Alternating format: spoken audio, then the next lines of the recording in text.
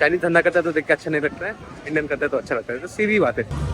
आज फ्राइडे है, फ्राइडे को वाइब तो अच्छा ही होगा, संडे को वाइब बना बना रहेगा आइलैंड में। और इधर बिक रहा है इधर, वाह ये दिख के दिल गार्डन गार्डन हो गया। सब दारू की दुकान है, खाने की दुकान किधर है? Of course. चलो चले एक क्रिश्चियन कंट्री में।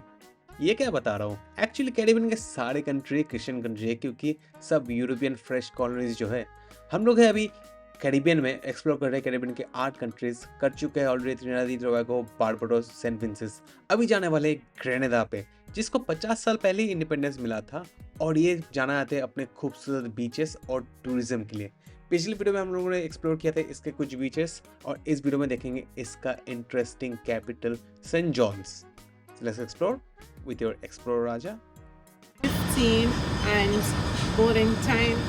The plane is estimated to leave at 7:40. Okay. Right? Open seat. Yeah. 108 में स्वागत है। अब तक का चौथा कंट्री है कैरिबियन में, और सबसे इजी इमिग्रेशन था। कुछ नहीं पूछा क्या करते हो, कितने दिन रहोगे, ना रिटर्न टिकट पूछा, ना ऑनवर्ड फ्लाइट पूछा, कुछ नहीं पूछा, एंट्री मिल गया। सही था यार, ये एक्सपीरियंस बढ़िया था, ये एकदम बढ़िया था अपना। यहाँ पे 300 ईस्ट कैरिबियन डॉलर्स है, इसका वैल्यू 10,000 INR है।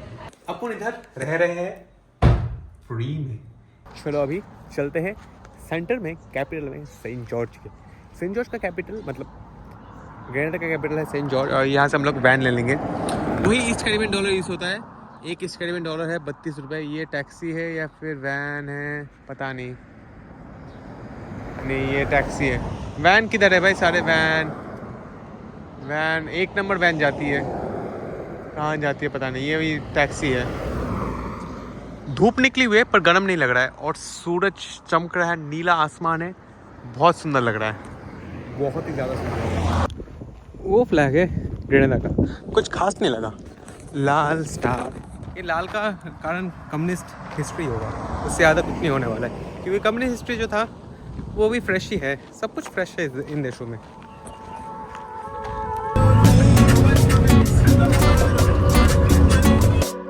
तो कोल्ड वॉर के टाइम निकारागुआ क्यूबा के साथ ग्रेनेडा भी साथ दे रहा था रशिया का, और वो लोग अटैक करने वाले थे यूएस का।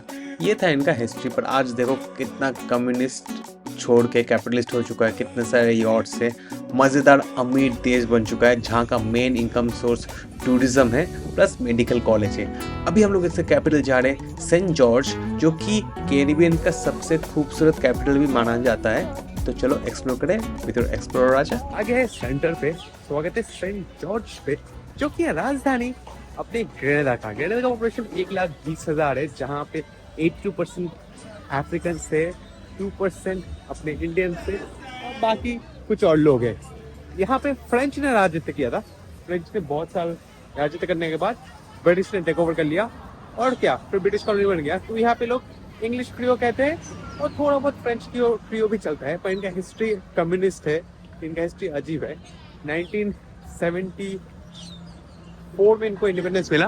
अरे KFC दिख गया, चलो इधर KFC का प्राइसेस पता करते हैं, थोड़ा बहुत खाएंगे नहीं, बस प्राइस पता करेंगे।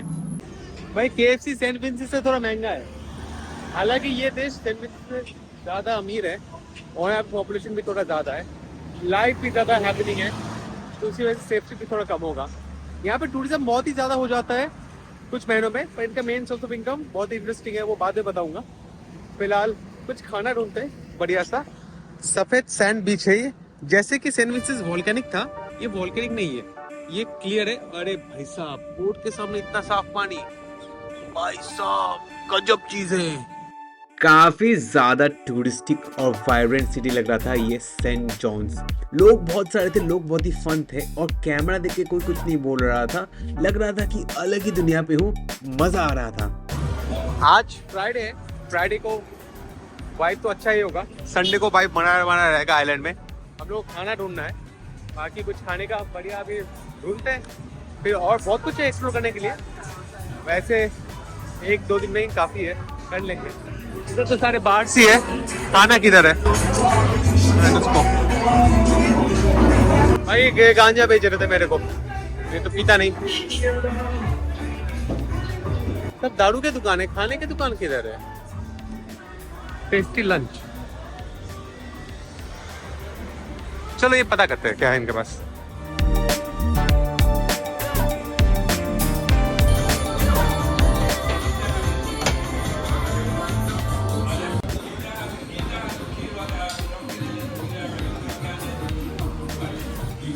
ये अपना खाना है भाई, चावल है, पम्पकिन है, सैलड है, चिकन है। ये पड़ा 12 ईस्ट कैरिबियन डॉलर में, यानी कि मान लो लगभग 350 रुपये का। इधर एक स्टोर है, इधर भी एक और स्टोर है, 4 और स्टोर है। और मैं तो शॉक्ड हो गया अंदर जाके, अपने देसी भाई लोग धंधा कर रहे हैं गुजरात से आके। अब तक जितने भी कंट्रीज गया हूँ वहाँ पे इंडियन ऐसे बिजनेसमैन नहीं मिले माल बेचने लायक। सेंट विंसेंट में भी नहीं मिला, बारबाडोस में नहीं मिला, और ट्रिनिडाद में भी नहीं मिला। यहाँ पे चौथे देश में आके ग्रेनेडा में मिल रहा है कि इंडियन लोग धंधा कर रहे हैं, जो कि देख के तो अच्छा ही लगता है भाई। हाँ, चाइनीज धंधा करता है तो देख के अच्छा नहीं लगता है, इंडियन करता है तो अच्छा लगता है। तो सीधी बात है, अपना देश करेगा तो अच्छा ही लगेगा। फिलहाल यहाँ पे इनका बड़ा सा सब्जी बाजार लगा है यहाँ पे सेंटर में। मैगी बिकता है इधर, तो अपना मैगी भी मिल जाएगा। सही है, ग्रेनेडा में सही है। सारे घर पुराने हैं, और जितने भी घर है ना सब मेरे को लगता है फ्रेंच आर्किटेक्चर से बने, क्योंकि पहले यहाँ पे फ्रेंच राज करता था, तो फ्रेंच के बाद ही वो आया अपना क्या कहते हैं ये ब्रिटिश है। और इनका जो मेन सोर्स ऑफ इनकम है ना, इनका main source of income actually medical tourism से आता है। मेडिकल टूरिज्म ऐसा नहीं कि लोग, मतलब मेडिकल टूरिज्म ही नहीं कहूँगा, मेडिकल कॉलेज से आता है। जैसे इंडिया से मान लो बहुत जन प्राइवेट में पढ़ने चले जाते हैं रशिया में या फिर सोवियत यूनियन के कंट्रीज में, कजाकिस्तान, किर्गिस्तान, यूक्रेन वगैरह में, वैसे ही यूएस कनाडा से बहुत जन यहाँ पे आते हैं डॉक्टरी पढ़ने, वेटरनरी पढ़ने। बहुत ही बड़ा यहाँ पे मेडिकल कॉलेज है, सेंट जॉर्ज मेडिकल कॉलेज नाम का कुछ ऐसा नाम है, जहाँ पे लोग 50 लाख, 1 करोड़, 1.5 करोड़, 2 करोड़ ऐसा इन्वेस्ट करके आते हैं पढ़ाई करने। क्योंकि वैसे भी यूएस में एजुकेशन तो बहुत ही महंगा है, तो कंपेरेटिवली अगर उनको थोड़ा सस्ता मिलता है कैरिबियन में, तो कैरिबियन में आके वो लोग अपना एजुकेशन करते हैं। मैंने कल रात को डेटिंग ऐप खोला तो देखा बहुत सारे लड़कियां हैं जिनके वहाँ पे लिखा है वेटरनरी स्टूडेंट। तो वेटरनरी पढ़ने के लिए बहुत जन इधर आ जाते हैं। उस टूरिज्म से बहुत इनको पैसा मिलता है इस कंट्री को। भाई यहाँ पे सारे दुकान में माल तो अच्छे थे, क्योंकि सब में लिखा था मेड इन इंडिया, बट कितना महंगा था यार, एक $20, $25, सब कुछ बहुत महंगा है। इंडिया का माल बाहर बहुत महंगे में बिकता है, आप लोग इसको दिमाग में घुसा लो। बता रहा हूँ ना, इंडिया से कनाडा में बहुत जहाँ आ चुके हैं। देखो कुछ सस्ता मिले तो मज़ा आ जाए, सब कुछ बहुत ही ज़्यादा महंगा है। $20 का शर्ट। और ये बिकते भी है। यूएस कनाडा से जो अमीर मोटे टूरिस्ट आते हैं वो खूब पैसा उड़ाते हैं यहाँ पे। तो क्रूज शिप्स के डॉकिंग पॉइंट शायद यही है, यहाँ से ही डॉकिंग पॉइंट होता होगा। अभी बंद है क्योंकि नवंबर में, आप लोगों को बता रहा हूँ कि नवंबर, दिसंबर, जनवरी, फरवरी ये चलता है क्रूज शिप का सीज़न। तो हर कोई यहाँ पे भी क्रूज शिप में ही आता है, इमिग्रेशन नहीं करता है, स्टैंपिंग नहीं करता है, एक दिन में घूम के चला जाता है। पर ग्रेनेडा में मैंने सुना है कि लोग अलग से फ़्लाइट लेके कभी कभी आ जाते हैं, क्योंकि कंट्री अच्छा है, इंटरेस्टिंग है। इसे कहा जाता है कि स्पाइस कैपिटल। वैसे हर जगह स्पाइस कम ज़्यादा मिल जाता है, but the spice island Grenada, उसी वजह से यहाँ पे बहुत सारे मसाले बिकते हैं, मसाले के सेट्स बिकते हैं। जैसे कि देखो ये यहाँ पे एक सूविनियर बॉक्स भेजा है, जहाँ पे बड़े बड़े दालचीनी के स्टिक रख दिए हैं, कुछ हल्दी है, कुछ मसाले, कुछ और ये वो मिला के एक मसाले का गिफ्ट पैक बना दिया है, जो कि बिक रहा है यहाँ पे $17 में, यानी कि लगभग 1400 रुपये का। और ऑफ कोर्स कैरिबियन है तो रम तो बिकता ही होगा, डार्क रम, लाइट रम, ये सब रम। ये रम बिक रहा है छोटा सा 200 रुपये का। 200 रुपये आपको बड़े बॉटल मिल जाएंगे, या फिर नहीं भी मिलेंगे, पता नहीं। अच्छा, इधर बहुत ही इलायची कहते हैं इसको, पता नहीं क्या कहते हैं। $9 का। भाई साहब क्या धंधा चल रहा है इधर आइलैंड्स में। कैनेडियन और अमेरिकन को चिपका रहा है सब कुछ। तो जब परमवीर और नवरकुंड आए थे, ये ट्रेन चलता था, ये ट्रेन उन्होंने लिया था, free entry to Fort George, hop and hop off. इसका टिकट भी बिक रहा है, पर ऐसा है कि क्योंकि अभी क्रूज़ आया नहीं है तो ये ट्रेन चलती नहीं है। मेरे को लगा सैटरडे संडे को शायद चलेगी लोकल्स के लिए क्या चलना। जब क्रूज़ आती है तो ये ट्रेन फुल जाती है। ये पूरा सिटी का एक ट्रेन में चक्कर लगा दिए टॉय ट्रेन में। मेरे को भी लेने का मन था थोड़ा टूरिस्टिक चीज़ करने का, पर चलो क्योंकि क्रूज़ नहीं चल रहा है तो ये एक्सपीरियंस अभी ले नहीं सकते। निकलते हैं यहाँ से, चलते कहीं और, कुछ और देखने के लिए। वाईफाई $2 में बेच रहा है और मेरे को यहाँ पे फ्री में वाईफाई मिल रहा है। इंस्टाग्राम में फॉलो कर लेना मेरा EXP गाइस पे। मतलब कुछ स्टूपिड लोग आते हैं यूएस और कनाडा से, उनको जितना हो सके लूट लेते हैं। लोग कहते हैं कि कैरिबियन में कार रेंट करके घूमो, नहीं ऐसे शेयर टैक्सीज में भी घूम सकते हो, बट मेक श्योर करो कि सुबह सुबह स्टार्ट करो, क्योंकि ये शाम के वक्त तक सब बंद हो जाता है यहाँ का ट्रांसपोर्ट सिस्टम। गाना बज रहा है, हम लोग एक वैन में बैठ गए, अभी शाम के 4 बज रहे हैं। एक वाटरफॉल है, वहाँ पे जाना वाटरफॉल देखने और फिर आ जाऊंगा फटाफट, क्योंकि 6-7 बजे तक तो यहाँ पे ट्रांसपोर्ट बंद हो जाता है।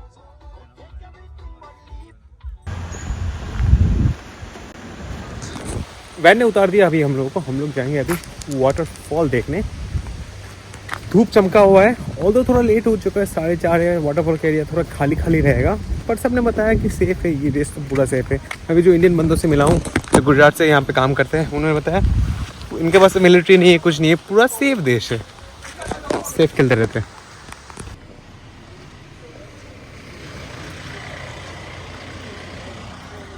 दिस वे तो भाई एंट्रेंस फीस लग गया, $5 मांग रहे थे, मैंने 5 लोकल डॉलर पकड़ा दिया, यानी कि 150 रुपये। हाँ सस्ता नहीं था, 150 रुपये वाटरफॉल एंट्रेंस का। पर पता है यार, इनका टूरिज़्म से ही चलता है, इनका धंधा, इनके पास कुछ खास है नहीं। इनके अगर टूरिज़्म करने आओ, टूरिज़्म का पैसा ना दूँ, कुछ कर नहीं सकते। अच्छा रात को भी लेटअप हो जाता है, आप रात को भी आ सकते हो। जनरली जो लोग क्रूज़ करने आते हैं उनको नाइट लाइफ का ज़ीरो एक्सपीरियंस रहता है, क्योंकि रात को तो क्रूज़ में रहते हैं, उनको नाइट लाइफ देखने का मौका नहीं मिलता है। कुछ वॉकिंग ट्रेल भी है, क्या पता वो भी कर लूँगा। भाई बेसिक सा वाटरफॉल है, इनको इन्होंने टूरिज्म बना के रख दिया है, कुछ कर नहीं सकते। कुछ लोग मज़े ले रहे हैं, हम लोग भी मज़े लेते हैं पानी में जाके। बेकार सा एक्टिविटी है, पानी इतना सा गंदा है, जहाँ पे बगल में समुद्र का पानी इतना साफ है, उतना सॉल्टी भी नहीं है। कौन ही आना चाहेगा इस वाटरफॉल के पानी में। वेल आते हैं कुछ टूरिस्ट जिनको चेप दिया जाता है, ये कैरिबियन के टूरिस्ट। तो झरने के एकदम पास आ चुके हैं हम लोग, कोई नहीं है, चलो। ओम नमः शिवाय,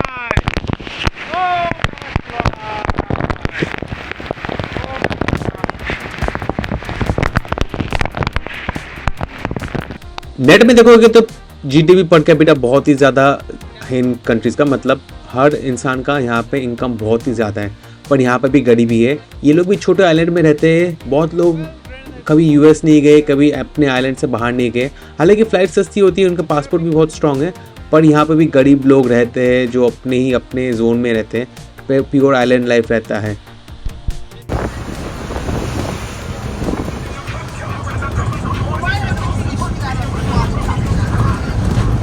और कैरिबियन है, वेस्ट इंडीज़ का पार्ट है, तो जाहिर सी बात है बड़ा सा क्रिकेट स्टेडियम होगा, क्योंकि क्रिकेट खेलते हैं। ग्रेनेडा से कोई खास क्रिकेट प्लेयर मेरे को तो पता नहीं है, पर होगा ज़रूर। ये करते करते शाम तक हम लोग पहुँच गए थे ग्रेनेडा के कैपिटल सेंट जॉन्स में वापस। महिंद्रा बिक रहा है इधर, वाह, ये दिख के दिल गार्डन हो गया।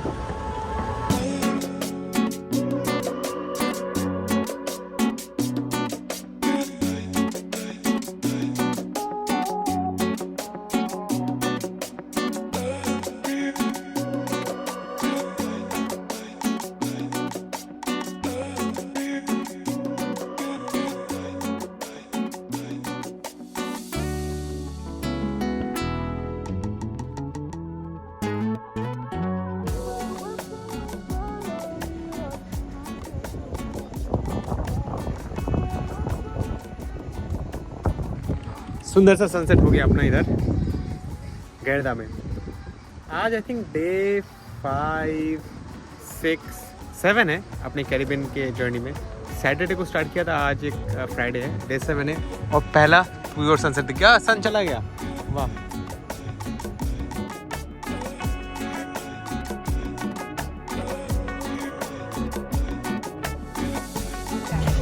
तो ऊपर सेंट जॉर्ज का फोर्ट भी है, इधर से ऊपर जाना पड़ता है, बट फोर्ट रिनोवेशन पे है, जैसा कि सारा कैरिबियन की कंट्रीज में रिनोवेशन है। बट एक चीज़ है बहुत इंटरेस्टिंग, सेंडाल टनल। इस टनल से लोग पैदल क्रॉस करते हैं, हम लोग भी क्रॉस करने वाले हैं। छोटा सा मैजिकल टनल है, मज़ेदार।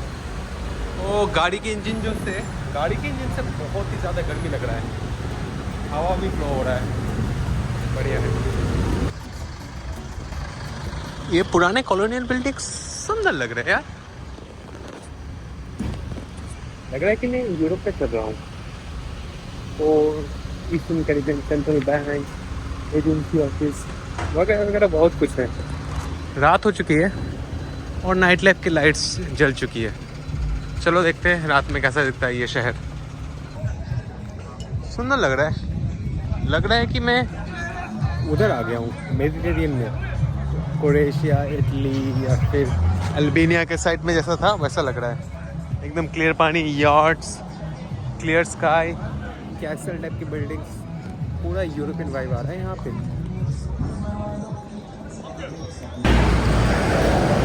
पीछे एक फुटबॉल या फिर क्रिकेट स्टेडियम है, देखो लाइट देख सकते हो। और यहाँ पे कुछ स्टोर्स है, ज़्यादातर दारू बेच रहे हैं, दारू के सिवा कुछ नहीं बेच रहे। और सामने पूरा पोर्ट है जहाँ से दुनिया भर के माल आते हैं, जाता कुछ नहीं होगा, खाली शिप से जाती होगी यहाँ से। नाम तो दे दिया स्पाइस आइलैंड, और मसाले तो बहुत महंगे हैं। इंडिया में ये मसाले आधे दाम में मिल जाते हैं, आधे से भी कम में।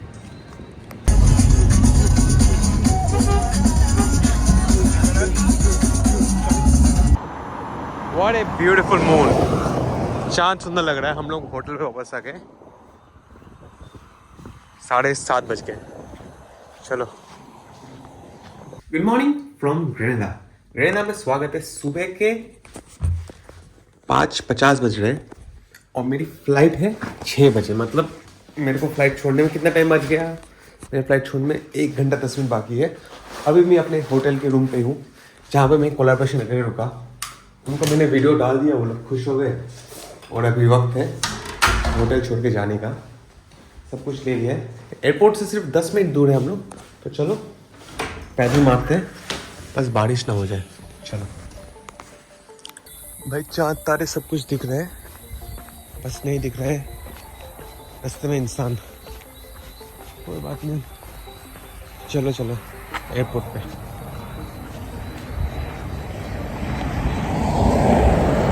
एग्जैक्टली 10 मिनट में हम लोग पहुंच गए एयरपोर्ट। आई थिंक वो अपनी क्राफ्ट है, बोर्डिंग शुरू भी हो चुका होगा, क्या पता क्या सिस्टम में चल रहा है। हम लोग फ्लाई कर रहे हैं कैरिबियन एयरलाइंस से, जा रहे हैं वापस त्रिनिदाद, बट सिर्फ लेओवर के लिए, और फिर वहाँ से जाएंगे सेंट लूसिया। तो ये एक्चुअली कैरिबियन सीरीज़ की पहली डबल फ्लाइट होने वाली है। मतलब अब तक सिंगल फ्लाइट ले चुका हूँ, टोटल 4 फ्लाइट लेके इधर आया हूँ।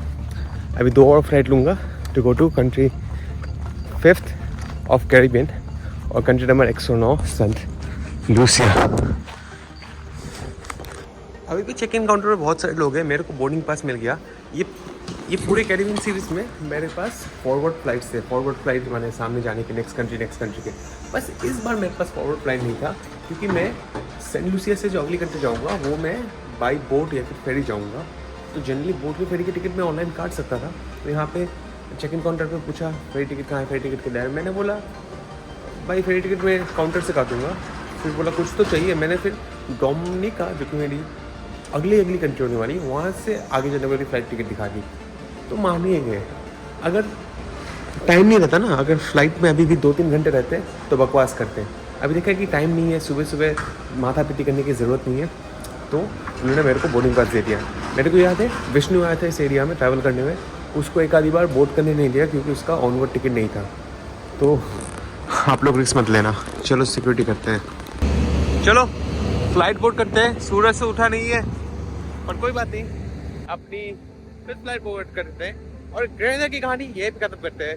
मिलते हैं अगले वीडियो पे, अगले कंट्री से, सेंट लूसिया से। Keep exploring with explore Raja Caribbean series. मेरे को तो मज़ा आ रहा है।